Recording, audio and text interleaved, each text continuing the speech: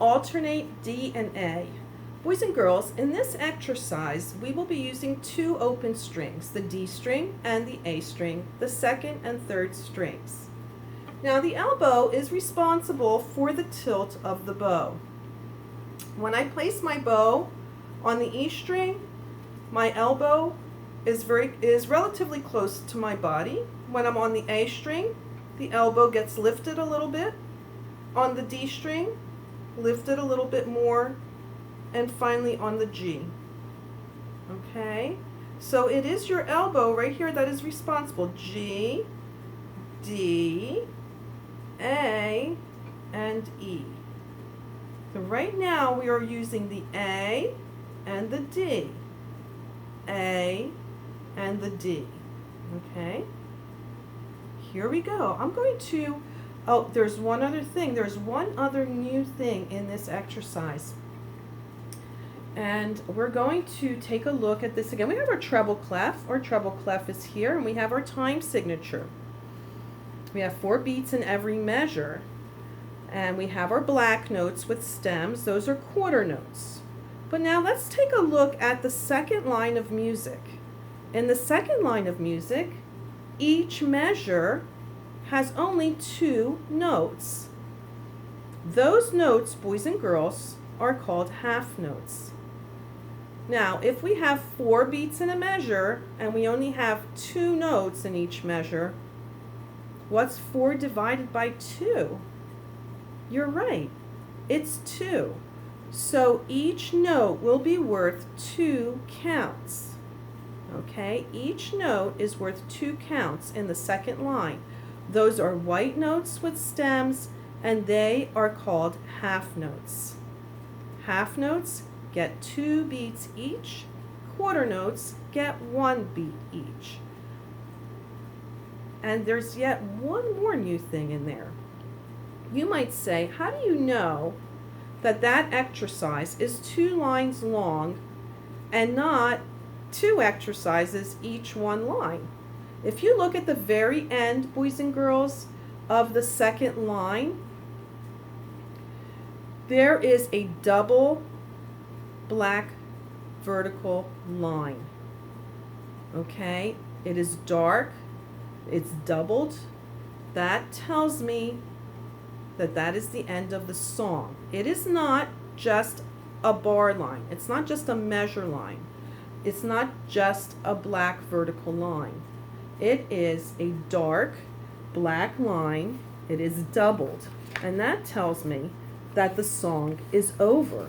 You can also see that at the end of bowing on D and bowing on A, you have a double black line. That's called a double bar line. You have a double bar, okay, and that means that the song is finished. So this is indeed a two lines worth of a song. Here we go. I'm going to start at the beginning. I'm going to do the entire alternate D and A exercise, and then I'm going to invite you to do it with me 2 times through. Okay. 1, 2, 3, 4. 1, 2, 3, 4. I'm going to tilt 1, 2, 3, 4. I'm going to tilt back 2, 3, 4. Tilt 1, 2, 3, 4. Second line, long 1, 2, 3, 4. 1, 2, 3, 4. Now tilt 1, 2, 3, 4. 1, 2, 3, 4. Okay, so now we're combining quarter notes and half notes. Boys and girls, when you get to your half notes, to your longer sounds, make sure you slow your bow down. Slow your bow down so that you can fit more beats in your bow. Okay, here we go. We're back at the beginning. Here we go.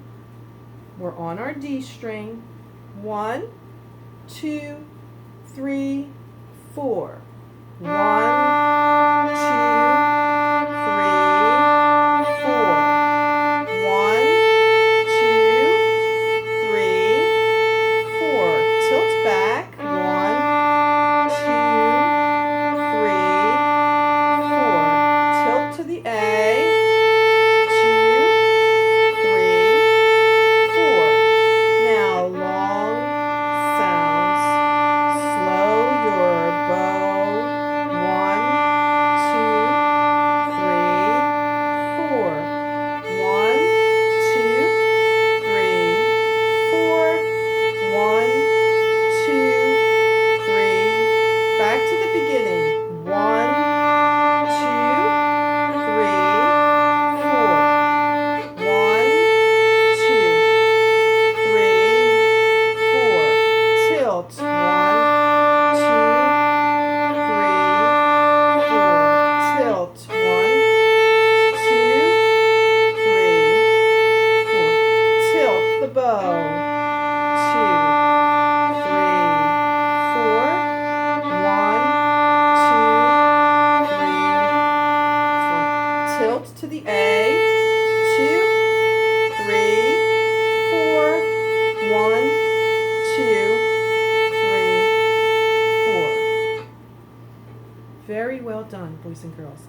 Now there is one more thing that I would like to say about going back and forth. Boys and girls, always place your bow on the string that you want to play before you pull the bow, before you pull the stick.